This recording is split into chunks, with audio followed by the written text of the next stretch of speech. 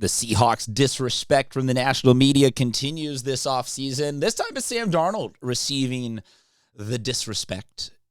There's some maybe silver linings to it. I want to break it all down. What's going on, everybody? Christian Pedersen back with another episode of Seahawks Digest, the show that is excited about our new owners, counting down to football.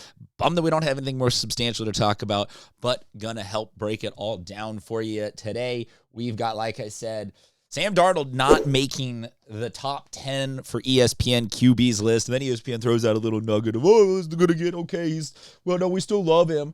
This dude, I'm telling you, man, it's already the bias against the West Coast. And then there's the Pacific Northwest double bias. And then there also seems to be a layer of just like not believing that Sam Darnold is anything other than the bust that he was in the first two stops of his career. It's crazy to me. We're going to get to all of that. Let's break it down after I get you real quick prize picks. Read, they are the sponsor for today's video right now. If you use the code DIGEST when you're signing up, they'll give you $50 and play first $5 lineup. Thank you, prize picks.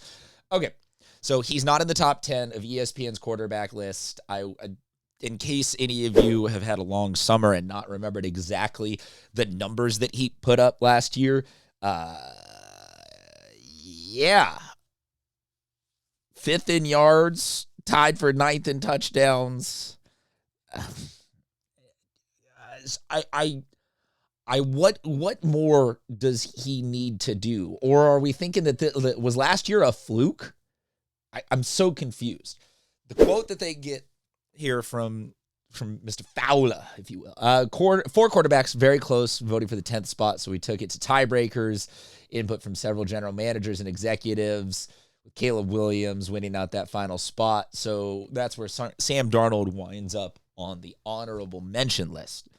And I guess I'm back to asking, is it schematic that they just felt like he's not Kyle Orton or Rex Grossman from that Bears team where it was very clear that the defense was like dragging that offense to a championship. Yes, last year's defense for the Seahawks was the number one scoring defense and was good, et cetera, et cetera, et cetera. But again, I just like these you guys know the numbers, but I like to go back to it. 4,000 yards, 25 touchdowns. That's a lot of scoring. That's a lot of clutch scoring. Was it that it's like, did Kenneth Walker, am I wrong about the value that Sharps and Kenneth Walker had last year? I can't seem to fully wrap my brain around it as to what it is that they want out of Sam Darnold. Their little nugget that they throw in there is that he wasn't among the 18 quarterbacks who received votes last year. So landing nearly in the top 10 is such a considerable improvement, yada, yada, yada. And it still just seems to me like this guy is being judged through the lens of like, oh, he was this really high prospect, and he's finally getting around to even coming close to where we thought he was going to be 7 years ago. And on a small part, I get that, but it seems really unfair to, and maybe I'm completely misreading how they're judging him, but it seems, like I said, like he's got this anchor around him of previously unreached expectations of like, oh, back in the day, he was not he was supposed to be this good all those years ago, but now he's this good. We're going to judge him because he's not.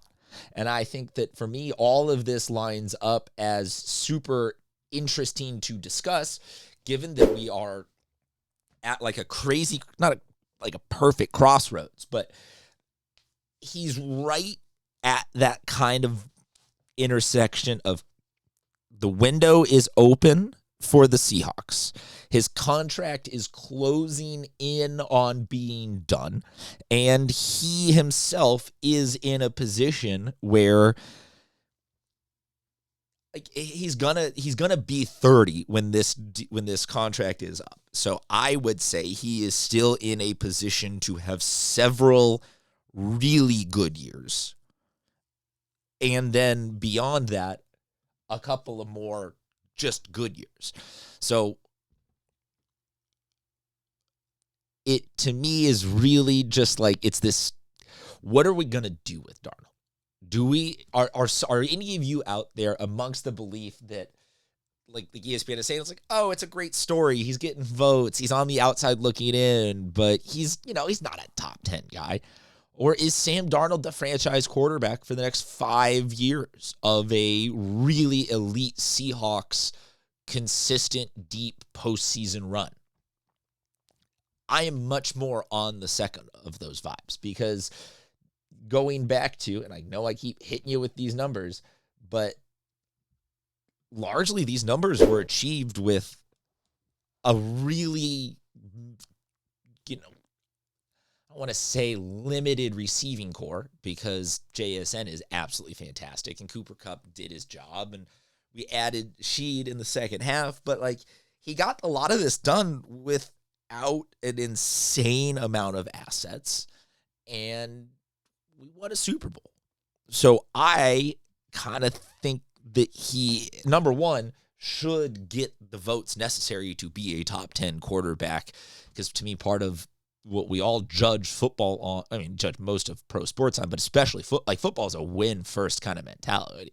You don't remember the guys that were like, oh man, he was a lot of fun to watch, but he never made the playoffs. Or, oh, he was such a threat. Like he just never, I guess Michael Vick's like the only quarterback I think that gets forgiven and remembered for his highlight tape rather than his winning and his accolades. And that it all falls short. Sam Darnold won a Super Bowl. Sam Darnold, to me, is going to only get better this coming season. We've talked about, yes, there's some changeover in the running backs room, and yes, there's a new offensive coordinator, but O-line is largely returning with only one question mark, and that question mark's, I think, going to get answered by rookie Bo Stevens filling that slot, so good blocking up front. Sheed's going to be here for a full season, so he's going to have a lot better options. Fleury, like I said, new offensive coordinator, but I like what Fleury has hypothetically put us in position to do. So I guess my question to you guys is, what am I missing on all of this? It seems like Darnold is in position for a fantastic year, should be a top 10 quarterback, I think is a top 10 quarterback, and is going to make his case this year to be the franchise guy for a nice 5 to 8 year run. That's what I got for you. We're one day closer to all of this actually. That's the nice thing about football. This is all going to get settled on the field very, very soon. Till then, make sure you like, subscribe, comment, share, all those things. Before we get out of here, got to get you one more Prize Picks ad read. They are America's #1 sports pick app. Best way to get in on the action. And right now, if you want to get in on the action, use that code DIGEST, DIGEST, when you're signing up. Prize Picks will hook you up with $50 when you play your first $5 in lineups. Returning users, don't worry, they got you covered as well. The Taco Tuesday promotion that they got going on all Tuesday, every Tuesday, you can use their board is serving up discounted projections, and then close out your week with Flex Fridays. Use your Flex Friday bonus to boost your payouts by up to 40%. Prize Picks, code DIGEST, DIGEST. Thank you, everybody, for tuning back in to another episode. Until next time, we'll talk to you soon.